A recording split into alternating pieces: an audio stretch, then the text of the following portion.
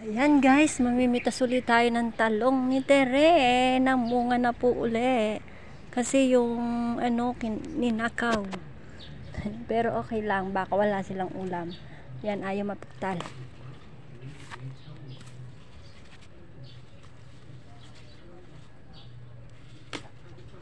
Kahit bubot, kinuha pa nila.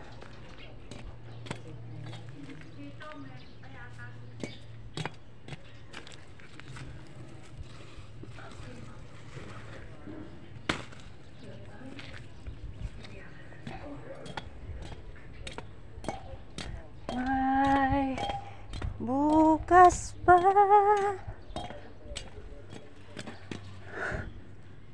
Ito, wala na yung burakot na yan.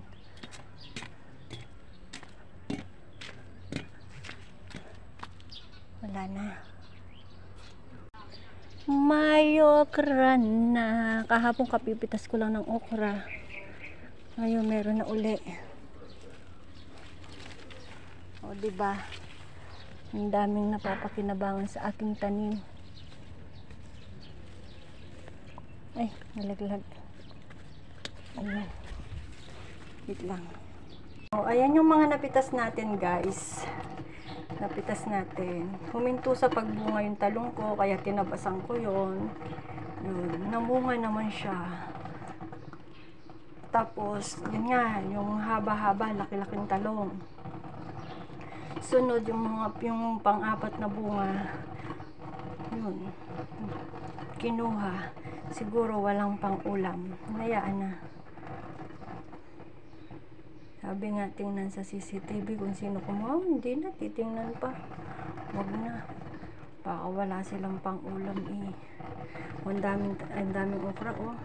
Ito yung ikalawang araw, nakakapitas. Ganyan kadami lagi. Kaya libre na. Yan. By the way, mega love shoutout po sa lahat. Thank you so much po and welcome to my vlog. Ayan, ang bunga po ng aking tanim. Kapag masipag kang magtanim, mag-alaga, ayan, talagang hirap lang po at pagod. Pero kita nyo naman, napapakinabangan. Yan. Maraming salamat po sa mga kapwa ko vloggers, youtubers, subscribers, viewers, organics members, at mga friends. Thank you so much sa walang sawa niyong pagsuporta. Ingat po kayo lagi. God bless, love you all. Sariwang sariwa yan. Diba? Tatlo, I love you. Ito, bibilhin mo to sa palengke. Kung hindi 20 pesos, 30 pesos na yan.